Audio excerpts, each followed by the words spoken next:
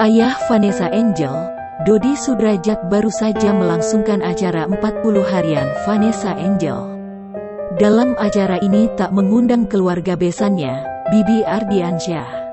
Dalam buku tersebut hanya ada foto Vanessa tanpa adanya sang suami, Bibi.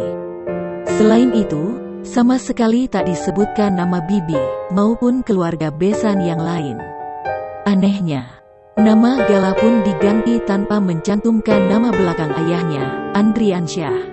Di buku tersebut dituliskan nama Gala Sky Azan, di mana kata tersebut diambil dari nama belakang ibunya, Vanessa Adzania.